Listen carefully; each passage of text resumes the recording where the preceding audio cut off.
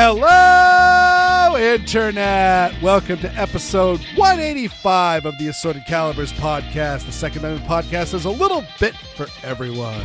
I'm Weer'd, and with me, as always, is my lovely hostess, Aaron Paulette. How you doing, Aaron? It's been a week. Yeah. And people are dumb. People are dumb. Moving on. How are you, Weer'd? It's been a weekend. It was my daughter went up. We had the long weekend. We were recording on Martin Luther King Day, and my daughter went up to Maine for the long weekend with my parents. And I went, oh boy, we'll have the house to ourselves. It'll be easy and chill, and we can live our life how we did before we had kids. Making whoopee in every room in the house? No comment.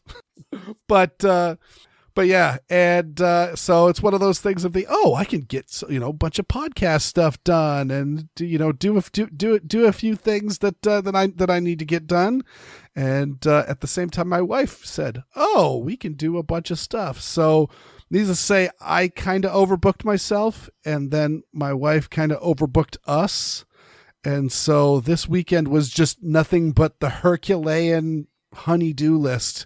With just mountains of literally doing a chore while looking at another chore that needs to be done and knowing that there's two other chores in the other room. And it's just one of those oh my God, it just didn't slow down. So, but I think I've got most of it done. I got a bunch of crap that needs to get done tomorrow too. Ugh. But that was my week. I didn't feel like I ever sat down or relaxed. So, but it's Monday now. Yay. But my daughter went ice skating, so there is that. And we had New England weather, just doesn't know what to do. It was 5 degrees on Sunday.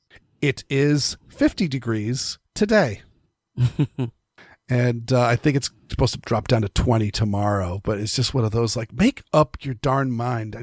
I just want to put on a coat and walk out the door. I don't want to have to make a selection.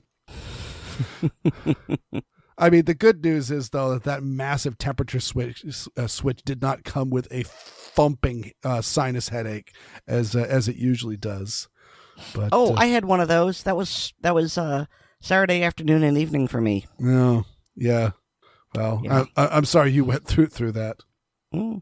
I only had a mild hangover from workshopping the PB&J cocktail that Xander put into my mind, and I couldn't let it go until I figured it out. So I have invented a cocktail that tastes like a peanut butter and jelly sandwich. Okay, why not just eat a peanut butter and jelly sandwich while drinking liquor? That is the question, and that's why I gave that bewildered laugh. Is Xander and his impish nature knew that he could get the balls rolling in my head, and I would have to try to figure that out. So because it's not a great or amazing cocktail. It's not a unique experience. It is literally tastes like a peanut butter and jelly sandwich, specifically a soggy peanut butter and jelly sandwich. It's oh my God, The neat thing about it is that, yes, you're sipping a cocktail and you're consuming alcohol, but you're also suddenly being I am suddenly back to Dyer Elementary School in South Portland, Maine. And I'm just oh man, this is definitely the little sandwich bag that had the little pocket in it that you would tuck and unwrap into PB&J sandwich. Yeah, that was the thing. It's I've seen recently a couple of memes about how charcuterie boards are just Lunchables for adults. I mean, and totally so I was imagining, drinking that cocktail while eating charcuterie, and it would be, I'm an adult, but I'm a kid. Oh, that was like a line of Robert Hess. He's a bartender in Washington, and he got a letter in for his bartending show on YouTube, asking, if they had a recipe if he had a recipe for a frozen margarita, and he kind of shook his head and said, like, frozen drinks are really just kind of slushies, and alcoholic beverages should not be reminiscent of childhood. And then used crushed ice instead of whole ice as a way to get a craft frozen margarita. But sometimes some reminiscence of childhood is okay, I guess. So shall we talk about some news? Sure. Why not? What have you got for us? Well, you've actually got something that you handed off to me, and I was amused by it, but I'd like to hear your take first because you were the one that discovered it. All right, so we've got an article here about how a DC Council candidate was carjacked by 4 men. And I know you're itching to jump into this, but there's 2 things that I want to point out. First of all, and this is not in the link, I'm going to try to include a screen grab because this originally came to my attention via the Book of Faces. And as the story goes, 4 masked individuals drove up in an SUV. The individuals quickly jumped out of their vehicle and approached the DC candidate. Here it comes. One of them brandished an extended gun and pointed it at him, demanding his car keys. An extended gun. Now, I'm not sure what this means because there's no such terminology, as we all know. If I had to make a guess, I would say that they're trying to express that this gun had an extra large magazine, but I could be wrong. They could be commenting about how it's got a very long barrel. That they could have been poorly writing about the fact that he extended the gun towards him, like he punched out the pistol, like you do. As Chance from Say Uncle always used to say when quoting such articles, layers of editorial oversight. Indeed. And I do want to be briefly snarky here and say, well, at least the carjackers were obeying masking standards. Because they all had a mask, so even though they're pointing a gun at him and threatening him with death, he was in no danger of catching COVID-19 from them. But I don't really know why I find this amusing. I mean, okay, I'm sure for the candidate it wasn't funny, but there's a certain amount of, here we are in one of the places that has some of the strictest gun control imaginable, where it took a freaking Supreme Court case in order to allow people to own guns there. And then, once again, criminals don't obey laws. No, someone was carjacked at gunpoint. And the fact that it was a politician, I think, is really what makes it funny. I don't think this person is going to have any sort of realization. I think, if anything, it's going to make him double down. Mm-hmm. But just, I know you're itching to make a point, so just go for it. Well, yeah. Well, your point very well about this not landing home and having him have a realization, have a moment of clarity. No, you see this with victims of like spree shootings and all that. Is the people that were in favor of gun control before the shooting are now using the shooting as justification for more gun control, and the people that were for the Second Amendment and the right to keep and bear arms do not see this as a reason to restrict people further on the ownership of firearms. It's just even big moments like these are not major turning points as a general rule. But yeah, the thing that I have is the article that I linked has clips from it. Of course, it autoplayed for Aaron, and it may autoplay for you too. I apologize. I don't set up the crappy web programming for these. But they've hired a rapper to try to talk kids out of carjackings. And I just found this. I remember a guy that I went to college with who enjoyed all of the finery in the provided by the earth, let's say, and he always chuckled about Nancy Reagan's "Just Say No to Drugs" campaign. He might have even said it when he was smoking a joint on the I could say no. I didn't even know that was an option. Just thinking about, or the Beatles. Oh, you know what? Give peace a chance. Why didn't we think about that? We could just, instead of just having war for the sake of war, we could just give peace a chance. Yeah, let's give peace. It's just super duper tone deaf. Of these kids are not stealing cars because of like peer pressure or something like that. These kids are stealing cars because it's making them money, or it's fun, or it's earning them street cred. And of course, clearly the police aren't doing enough about this, because they certainly don't seem to be particularly concerned about the fact that it's illegal and very violent and antisocial crime. And then also, it just happened to be, I was scrolling through the Reload. It turns out that this is the Reload. This is a different one. But I heard, I can't remember how this, but this popped up. But yeah, in Philadelphia, they are having record high carjackings as well. And it's one of those. So this is just a growing trend.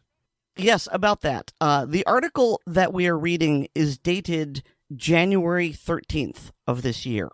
And in the very first paragraph, it says that in Philadelphia, there have been 91 carjackings so far this year. When this was written, we weren't even 2 weeks into the new year, and they've had 91 carjackings. And this is just in Philadelphia, which is a large city, but it is just a city.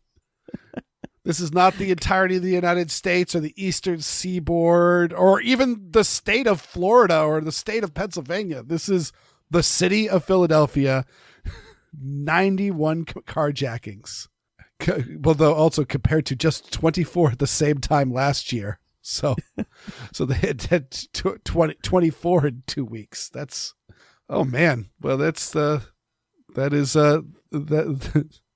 don't even know what to dive into the commentary of that. But what we need more gun control, because that's the solution. Well, fortunately, there is some good news coming out of Philadelphia, although it isn't a done deal yet. Mm-hmm. But courtesy of the Reload, although not John Gutowski in this case.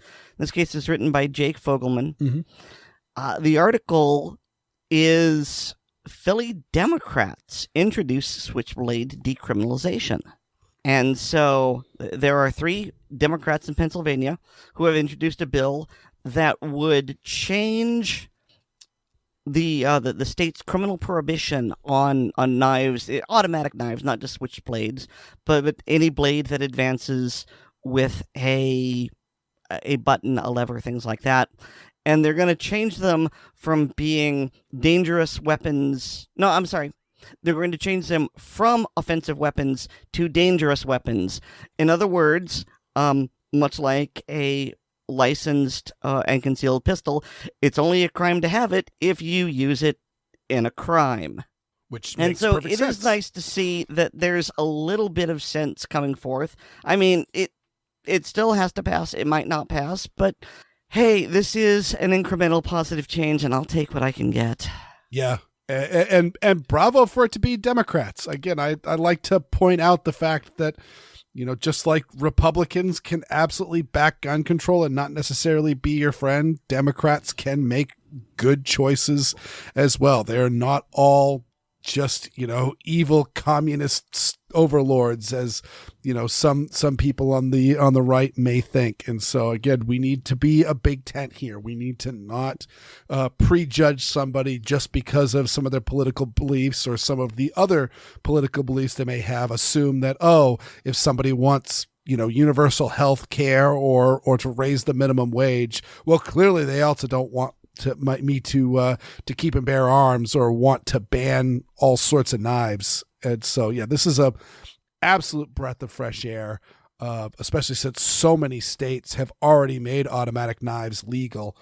And I will also say that the nonsense that goes on in the gun world, such as the people using pistol stabilizing braces as a way to make pseudo short-barreled rifles or binary triggers or all these things to get past laws that would restrict the ownership of certain firearms. There's also the same thing. I have a pocket knife that is a CRKT Vertex. And it looks like a standard liner lock knife with a thumb stud. But if you can push on that thumb stud all day long, I really don't get exactly how it works. But if you push down on that thumb stud and push down on the entire blade, the thumb stud itself is not a button. But if you push down on the thumb stud, that disengages the detent and that blade will come open. It essentially acts like a switchblade.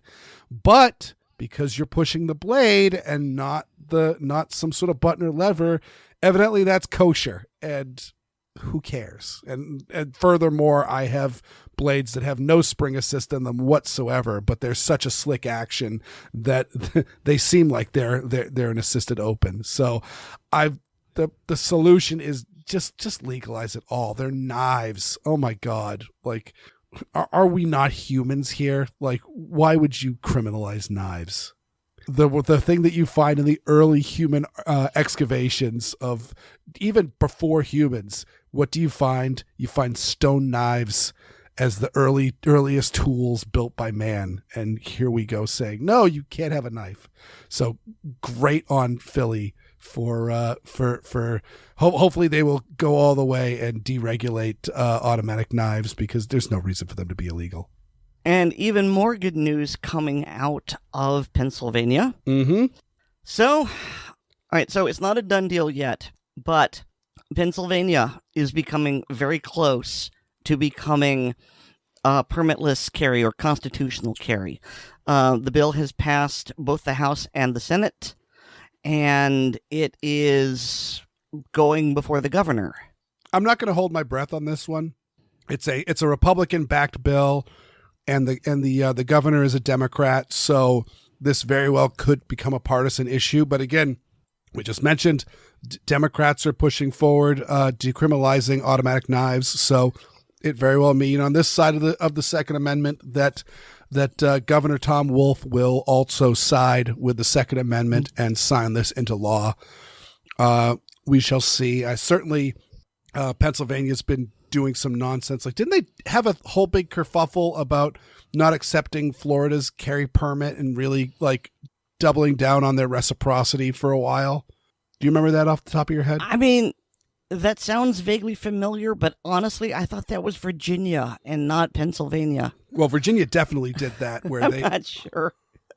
This was before the Attorney General Herring put that sweeping, and then he reversed it, but the sweeping change in reciprocity, where essentially, unless you had, I can't remember exactly what the test he used, but essentially it nuked like 60% of all of the states that had reciprocity agreements with Virginia. And the further statement would be that it would also punish Virginians, because a lot of states have it written down that if your state recognizes our carry permit, then we will recognize yours. And if Virginia rescinded theirs, it very well may rescind recognizing a Virginia carry permit in those states. But like I said, it got a lot of backlash, and the Attorney General ended up reversing that. So that worked out. In our favor, and hopefully this will go through. But honestly speaking, I just wanted to put through because Pennsylvania is one of those states, specifically Philadelphia. Pennsylvania's a fairly gun-friendly state. They've got a bunch of weird gun laws in there, but overall, as a general rule, it's pretty unrestricted.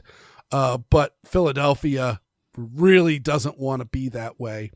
And of course, it's a major population center, and so therefore, the big cities do have a lot of political drive there. And so, to see something like this going up in a state like Pennsylvania that has you cannot buy a handgun from a private seller there, and they've got a bunch of other weird laws.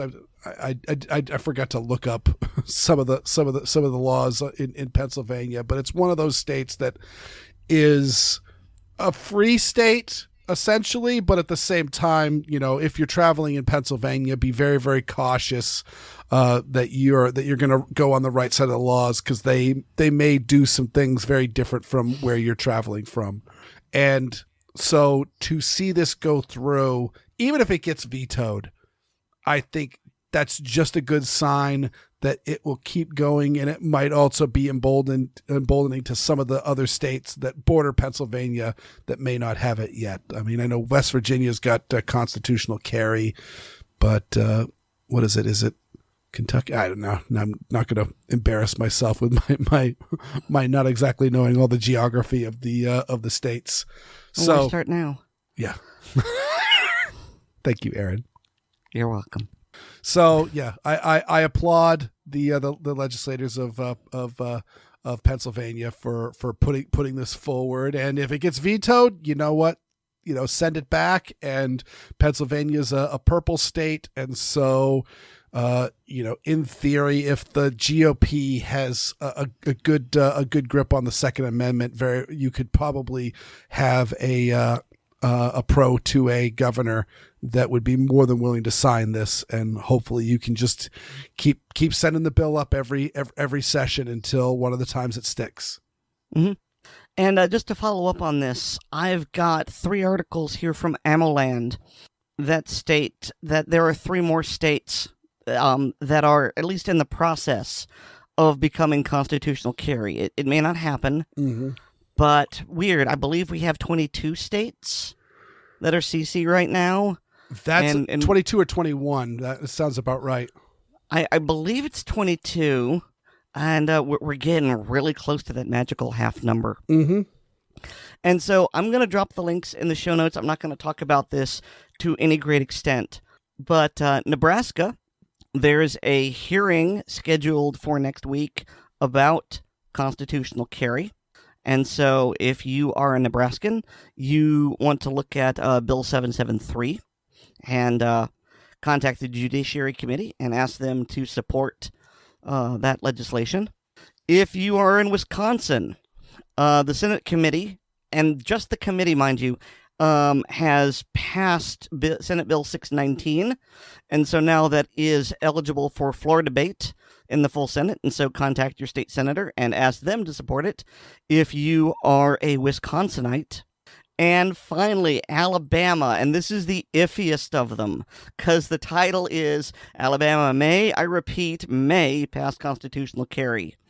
And so they're just talking about there's a very strong support for it, and it's just something to keep an eye on. And so I find all of these very, very heartening. Plus, there's the fact that I'm hearing rumors, and at this point, they're just rumors, that constitutional carry is being considered both for Georgia and Florida. And the governors of both states have said, if it comes before their desk, that they'll sign it.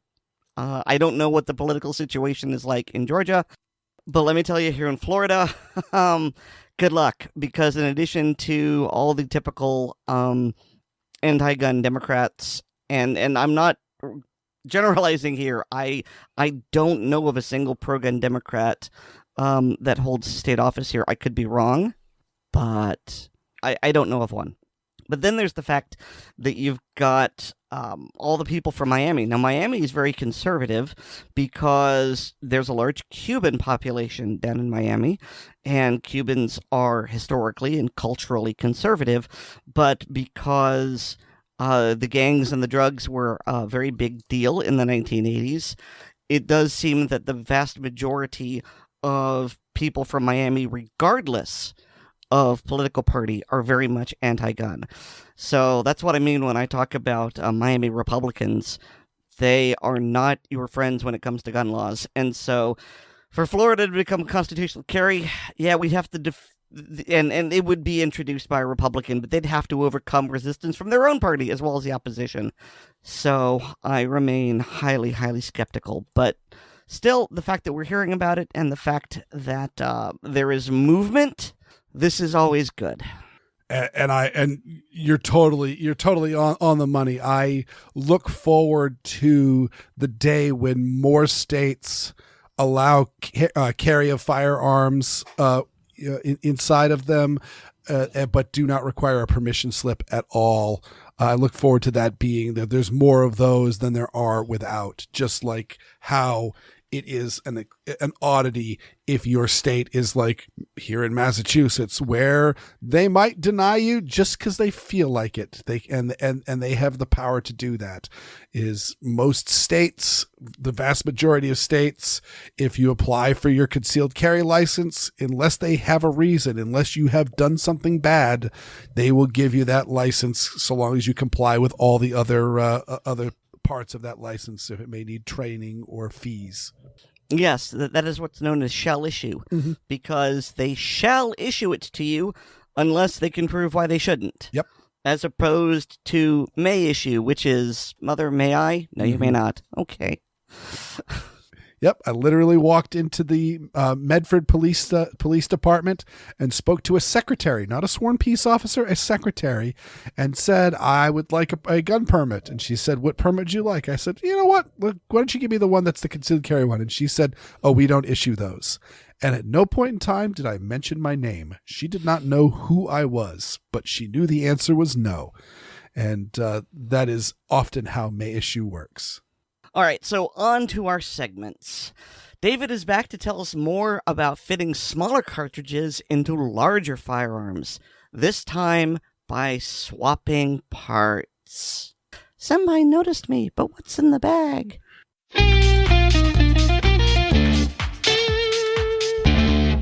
Hi, and welcome to Gun Lovers and Other Strangers.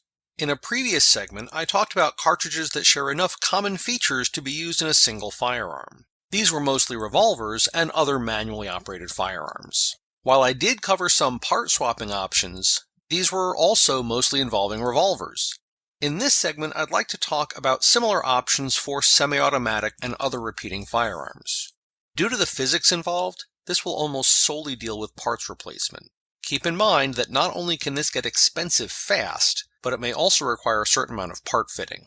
A regularly repeated concept throughout the metallic cartridge era is a set of parts that will allow the use of 22 long rifle rounds in a centerfire firearm. Whether to reduce training expenses or increase versatility, this long-standing idea has some value. The Colt Ace 22 conversion was one of the first successful options for use in a semi-automatic firearm. In this case, the normally 45 ACP Colt 1911 and 1911 A1 pistols. These conversion kits came with a lightened slide, a barrel, ejector, barrel bushing, recoil spring guide, recoil spring plug, slide stop, and magazine, and could be used with any government model 1911. Actual Colt-branded kits are collector's items and priced accordingly. However, there are other options on the market for converting semi-automatic pistols to rimfire. Among others, Advantage Arms offers a variety of kits for several different pistols.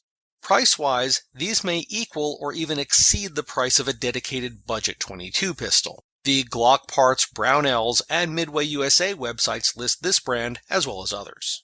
Similar attempts have been tried with semi-automatic centerfire rifles, and by far the most common today are those for America's rifle, the AR-15. I have an earlier model made by CMMG, and it works quite well, turning any .223 or 5.56 AR into a rimfire rifle suitable for training or small game hunting. All that's required is the bolt chamber replacement and a magazine. The more recent versions of this kit lock back the bolt when empty, something my older one doesn't do. Other options are inserts and chamber adapters, like those made for many years by Sports Specialties, now MCA Sports. These can be a much more economical option, but won't cycle a repeating action. Inserts are for use in single-shot and break-action rifles and shotguns and incorporate a chamber and short length of rifled barrel, usually around 10 inches. that fit inside the chamber and barrel of the parent firearm. A selection of these in popular calibers could make a single-shot or double-barrel shotgun very versatile indeed. However, at $95 each, the cost would add up quickly. Chamber adapters, however, are the size and shape of a cartridge case and are generally for cartridges of similar bullet diameter.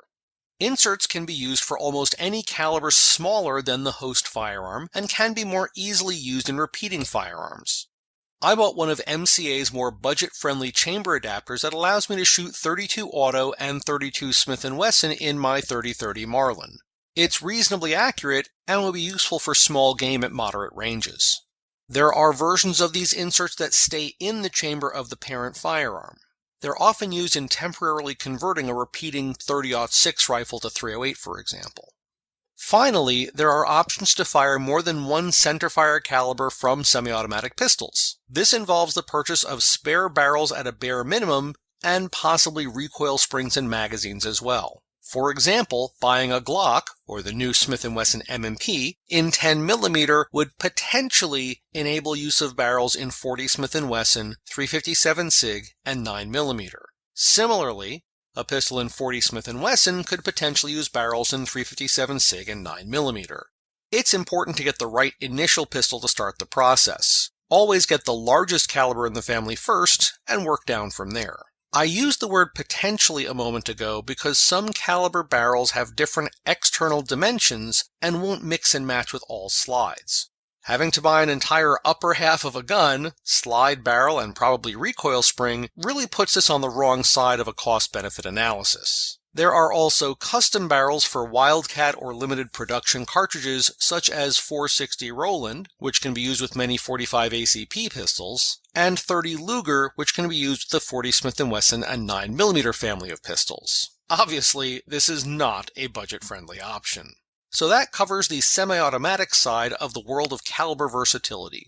Hopefully this information was both interesting and useful. Good luck and safe shooting. That just sounds awesome. Gun nut for life. Sure you are. I'm pretty sure he is. That about wraps up this segment. If you have any questions for me or suggestions for future segments, or a comment on a past segment, please post them on the Assorted Calibers Podcast Facebook or MeWe pages, and Aaron or Weer'd will make sure I get them. I'm also a contributor on the Blue Collar Prepping blog, which can be found at bluecollarprepping.blogspot.com. That's all for now. Thanks for listening. I'm David, and this is Gun Lovers and Other Strangers.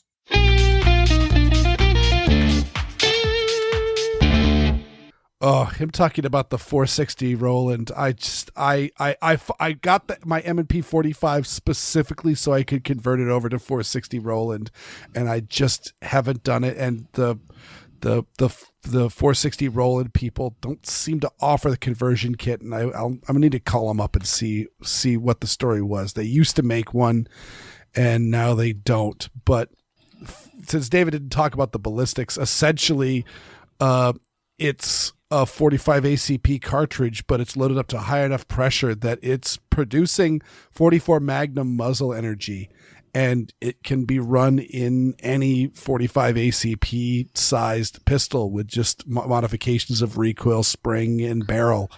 And the idea that I could have a 10+1 double stack 44 Magnum, a set equivalent gun. It's like a Desert Eagle, but not as goofy as a Desert Eagle is. Because if you've ever handled a Desert Eagle, as soon as you look at it and go, man, that is a really cool looking gun. And then you pick it up and go, Ow, my wrist.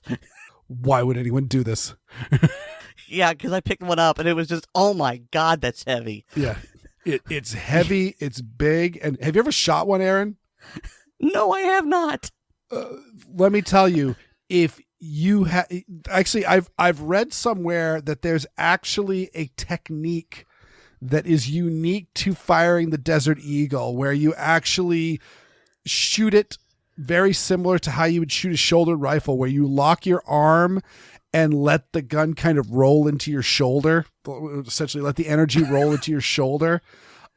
And that will prevent it from jamming, because the action is so outlandishly long. Because of course, 44 Magnum, 357 Magnum, 50 Action Express, etc. They're big long cartridges, and so the action needs to be able to clear those.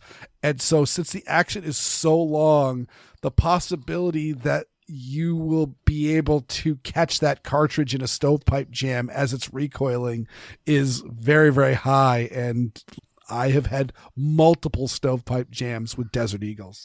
I mean, didn't you just describe the Chapman stance? Kind of, but yeah, but essentially, I think the key is to try to keep the muzzle down as hard as you can and try to keep it as a reciprocating motion instead of letting the gun roll up like how many people shoot big bore revolvers. Either way, like I said, a 460 Rowland conversion, you can make something like a Desert Eagle, but it is not a boat anchor heavy jam-o-matic gun that costs you thousands of dollars. Mm-hmm. It's just cool. You know, it's really too bad that the Thompson submachine gun is no longer manufactured, because I think it would be funny if there was a company out there that rechambered it in 460 Rowland and named the model Headless. Oh, I love Warren Zevon. I mean, Car Arms is still making, the semi-auto ones, but I think your point is it needs to have the giggle switch. Well, yeah. For people who had no idea what I'm talking about, there's a song called Rowland the Headless Thompson Gunner. And so if you've got a Thompson that's chambered in 460 Rowland called Headless, I thought it was funny. I laughed. It was hilarious, and Okay. I think you remember that there was a period of time where my daughter would not go to sleep until she had heard Rowland the Headless Thompson Gunner. Enough that my parents one time called me at like 8:00 at night saying, "What's the name of the song Rowland Was a Warrior?" so they could ask their Alexa to play it for them. Yes, my daughter, when she was a little tiny baby, I'm just like rocking her and singing her songs, and I'm like, why do I gotta be singing Baba Black Sheep? She doesn't speak English. She doesn't understand what I'm saying. She's just hearing Daddy's soothing voice. And I'm like, Rolling the Headless Thompson Gunner, that's a cool song. I'm gonna sing that. And it stuck. Also, David talks about converting 40 Smith & Wesson guns, and just the versatility of that, of like, if you had a 40 Smith & Wesson gun, all you would need is a barrel swap to chamber it in 357 SIG, and then I think it's barrel extractor and possibly recoil spring and magazine to go down to 9mm. And a lot of people make 9mm barrels that have a thicker wall so that it is the same outside diameter as a 40 Smith & Wesson barrel. And it's only time will tell if the new 30 Super Carry people start coming up with conversion kits for those. It appears to be able to fit in any 9mm sized gun, and so if that can be converted over, that might be an interest to some people, even though, as I was explaining to Aaron the other day, it's pretty much a munchkin round. It's going to give you a little less performance than the 9mm, but a little bit more capacity. And in the end, what do you carry for your reload when you're carrying your Glock? Do you carry the 15 rounders? Mm-hmm. Yeah. So you could switch over your gun to 30 Super Carry, deal with more expensive, harder to find ammunition and the money it costs to do the conversion, or just carry some bigger magazines. I mean, I already carry a lot. Yeah. I mean, that's exactly it. I think it might be interesting in the fact that there's kind of an arms race with the small major caliber pistol makers, with like the SIG 365 and the Springfield Hellcat and the Ruger Max 9. I don't even remember all. It seems like every 5 minutes. I know I was getting my Shooting Illustrated magazines in, and like for like 3 months in a row, it was a double stack pocketable 9mm pistol on the cover, because everyone's making one. So yeah, the idea that and some of them are trying to fit like one more. Oh, this one holds 11. It goes up to 11. And so the idea that you could put 30 super carry into it, it would carry that much more, might really induce an arms race as well. So this is where I make like that African man with the expressive frown and the big hands, and I point to magazine extensions exist. Mm-hmm. I mean, I've got a 17 rounder for my pistol, and it's got a +2 extension on it. Mm-hmm. Absolutely. I mean, it's a thing. And then with one in the pipe, I've got a Glock 26 that now has 20 rounds in it. Ooh. Yeah, I am super ticked off that Massachusetts will not let me have big boy magazines because, yeah, they make 15 round magazines for my 365. So the idea that I could carry 11 rounds in the gun in my pocket, but then have another 15 rounds in the other pocket just ready to go, why wouldn't you do that? And so, yeah, I certainly do not see myself in the immediate future getting one, especially since I live in Massachusetts, so I'm limited in capacity. So instead, I'm going the other way around and just getting bigger bullets that will fit into my 10 round magazines instead of worrying about how many rounds I can fit into the gun. If I can only carry 10, I'm going to make them gigantic. Well, then why don't you carry a Deagle with 50 caliber? Because I don't like walking in circles. But just think, if you needed an emergency boat anchor, you'd have one. Everyone sees my car, and you can tell which car Weer'd drives because that's the one slanted over to the driver's side. Ever so often you see in the open carry rallies, you see somebody carrying a Desert Eagle, and hilarious. It's almost always in a garbage nylon holster too. I think there needs to be a law. If you're open carrying a Desert Eagle, it needs to be in a nylon sausage sack. So having nothing to do with nylon sausage sacks, that's the best segue ever. Jon Stewart is back. This time he's got a web series called The Problem with Jon Stewart. And this is good news because it gives us a taste of what I think we've all been missing since he left The Daily Show. The bad news is he's using it to spread anti-gun propaganda.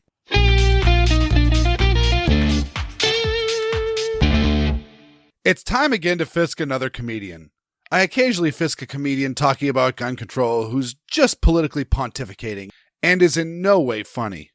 Or people like Trevor Noah, who were amazing comedians, but suddenly felt that made them expert political pundits.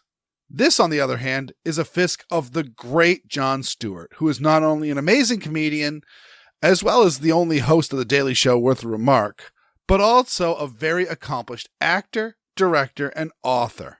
And while I disagree with the subject matter, this episode of his new web series, The Problem with Jon Stewart, is legitimately funny. And while I will preserve some of the joke in this Fisk to be fair and respectful to the craft, this Fisk is going to destroy much of the comedic timing and delivery of the segment. So I suggest you all go to the show notes and watch the episode and laugh despite of the issue I'm about to dissect. Yes, we've lost the war on guns. Personally, I knew it was over after Sandy Hook. We had a chance to pick guns or kindergartners, and we went with guns. First issue is that the war isn't over. Joe Biden is still making comments about banning guns and restricting our Second Amendment rights.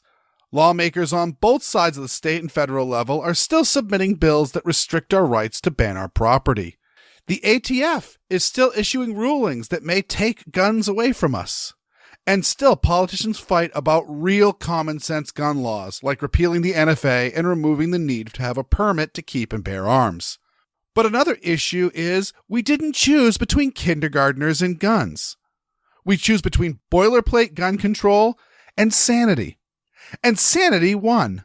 See, gun control makes its most dynamic appearance right after tragic events. Not because a problem in our laws is discovered, but because there are hopes that our heightened emotions will get the best of our better judgment. See, the Sandy Hook shooting, the killer murdered his own mother to gain access to the gun safe where he took a rifle and a pistol. The killer was 20 at the time, so possession of that pistol was illegal. as was stealing the car he stole. And then carrying those stolen guns in said stolen car, he went to a school where no guns are allowed, illegally gained access to that school, and committed murders. I have my doubts that any of the presented gun laws could have stopped this. And Democrats decided to fight hardest over Michael Bloomberg's universal background check bill in the aftermath of that shooting. A shooting where the guns were stolen. So yeah, the kids had nothing to do with gun control agenda. Their blood was just used to grease the skids. There are 393 million guns in America. And I don't want to be judgy, but I think it's gotten absurd. Hunting season has arrived. Diamond hunting season, that is. If you have your sights set on this, you can get this free from Leanne's Fine Jewelry.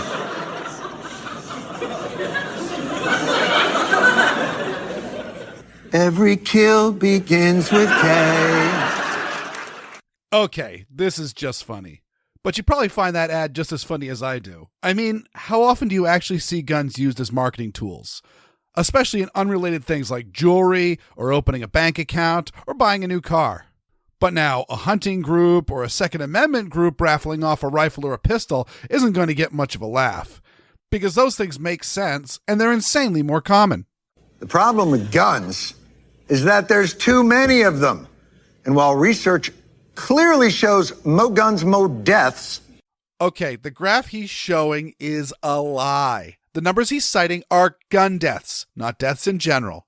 As I've said countless times, the bulk of those deaths are suicide, which A, have little to do with the guns, and B, standard gun control solutions like background checks and magazine restrictions or assault weapons bans have zero effect on suicides. Also, those gun death numbers are bogus because that data is shown from the cherry-picked data set of high-income countries in the G8 who use the metric system and stand on one foot. Because if you look at the global map of violent crime, murder, and death, you'll find that all the nations listed on John's graph are all super safe nations. And there are lots of countries that don't appear on the graph that are very, very, very dangerous places, respectively. The common anti-gun argument is, those nations are low income. To which I point out that if you're extremely poor, why are you buying guns? Honestly, the gun crime in Colombia, Honduras, or Nigeria should hold extra weight, since the guns are so expensive and money is so scarce. To stop a bad guy with a gun, it takes a good guy with a gun. Yes. Why didn't I think of that? Shootouts. I don't get where his incredulity comes from. In many cases where bad guys are doing bad things with guns, good people with guns stop them. As much as I dislike Wayne LaPierre, this is a great line. It's not only factually true, but it also shows the natural neutrality of firearms. A monster indeed may commit mass murder with a gun, and a police officer or an armed citizen may stop that monster with their gun. I carry a gun to do good. Others carry guns to do evil. Some people hang guns on the walls as inert art and do nothing. One question, very quickly. How can you tell who's a good guy? You know what? Maybe I guess just ask them. I'm sure people are generally honest about that. I was a good guy on the street. Sure, when Bruce Skinner, he'll tell you I was always a good guy.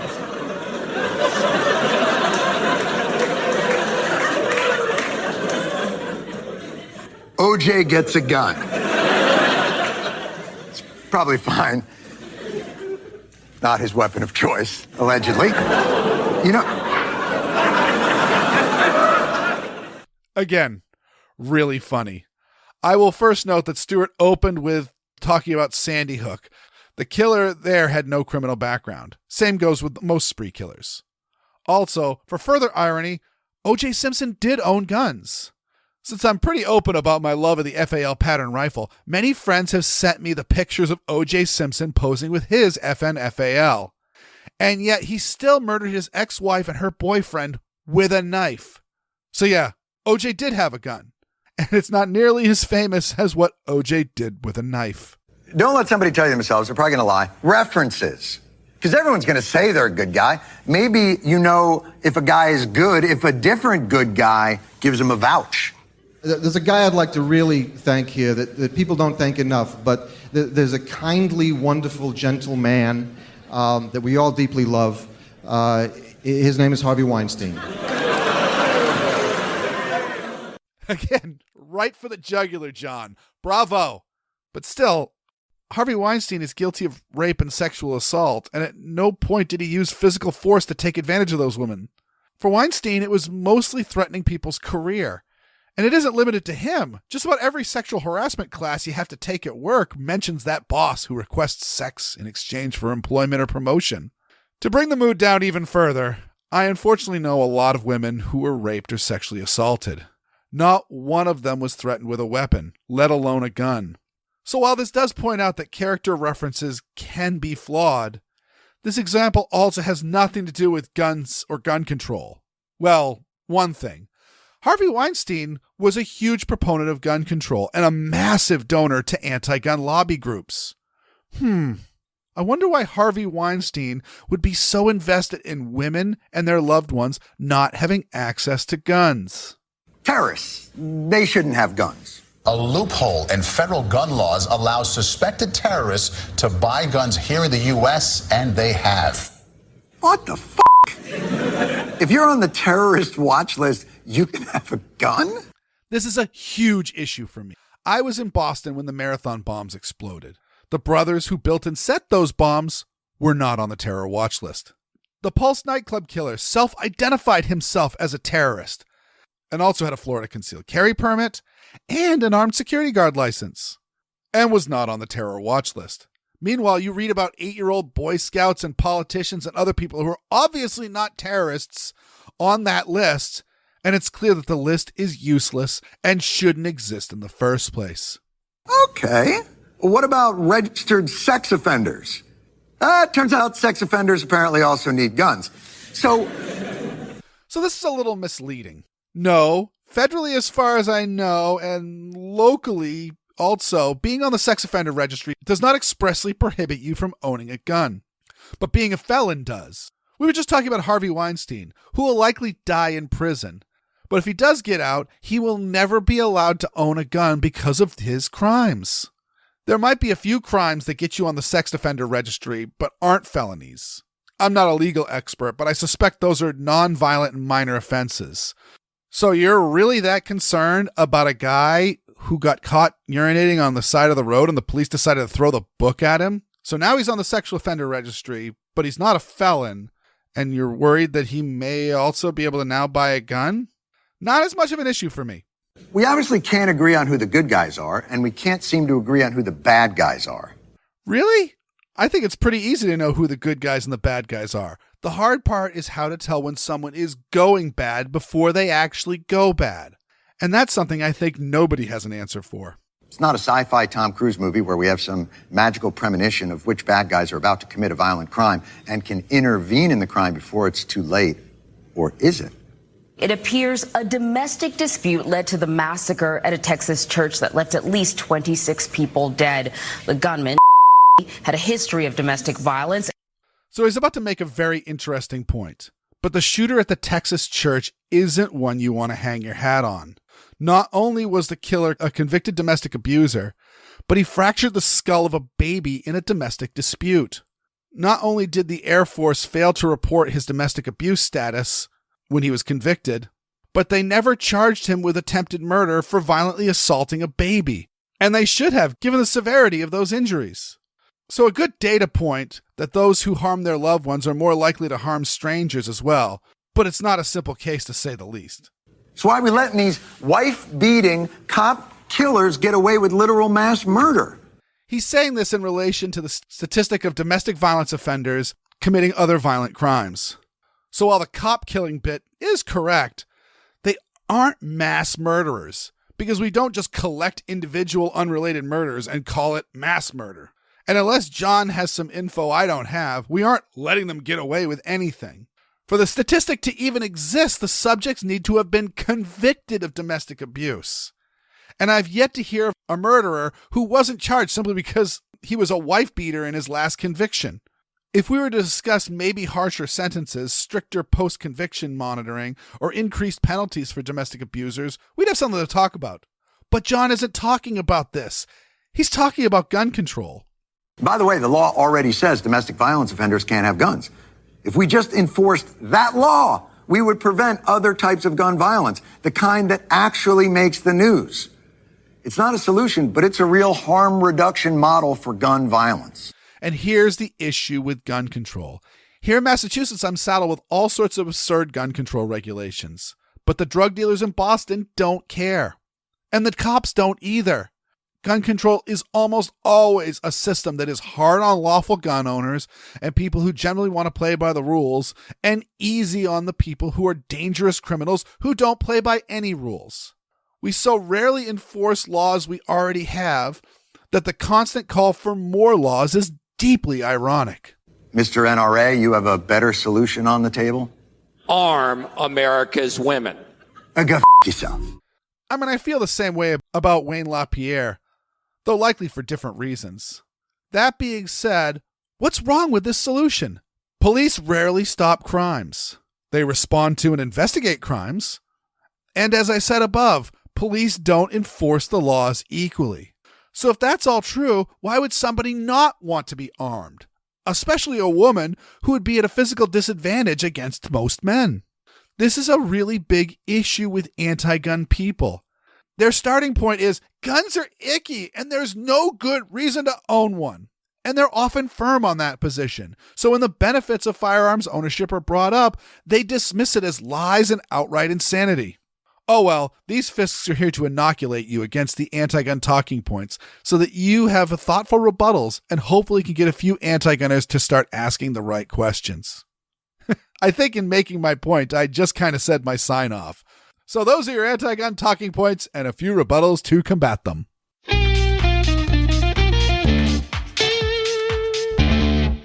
I mean, I know you said that you thought he was really funny, and this is where I disagree. I don't think he's funny at all. I mean, he was funny back in the day, 20 some odd years ago. Mm-hmm. But I don't know. I think he's just a little too, oh, look at me, I'm making him funny, aren't I clever?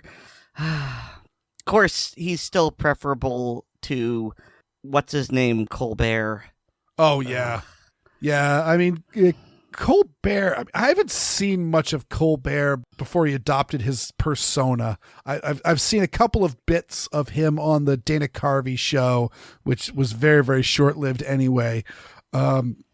But yeah, ever since he adopted the persona of a conservative pundit, as I've said before, if you're doing a mockery of someone, there needs to be a little bit of love in the mockery, and I don't see any of that in Colbert, and so I find him extremely tedious. Mm-hmm. And of course, also I will say that I made the little reference to Trevor Noah. I looked up some of his pre-Daily Show stand-up bits, and oh my God, some of his comedy, especially the ones talking about him living back in Africa, specifically where he was speaking whichever Bantu language his mom spoke. I forget which one it was, but he speaks an African click language, and he works that into his comedy, and it's hilarious. I strongly recommend everyone to look it up because, boy, when he wanted to, he really could be funny. He clearly doesn't want to be funny when he's on the Daily Show because he sucks on that. And I still greatly enjoyed Jon Stewart, especially sandwiched between him and what was the dude before Jon Stewart? I'm trying to remember, tall blonde guy. He wasn't funny either. We'll leave it at that. Tall blonde guy, not funny. Thanks to each and every one of our listeners, and a very special thanks to all our supporters on Patreon. To become a Patreon patron, go to patreon.com/Assorted Calibers podcast to sign up. Patrons get an early release of the podcast, plus bonus content like our hilarious blooper reels, the ACP film tracks, and the ACP mag dump. Also, please remember to rate us on Apple Podcasts, subscribe to us on the platform of your choice, and share the show with your friends, both online and off. I've got a blog. It's called Weir'dWorld.com, and you can hear me on Handgun Radio on the Firearms Radio Network. You know where I am. You can find me, or don't. I don't care. And she's pretty there. You're also pretty where you're not too. That's how it goes. But that's the truth. And what's also pretty is Nate Spencer's music. He thinks Jon Stewart is funny, and I don't. Our tastes are different, really. That's it. Our tastes are assorted, and so's our podcast. Good night, everybody. Can you believe Aaron doesn't like the punk music of Gigi Allen? I don't care for ska either. Or dubstep.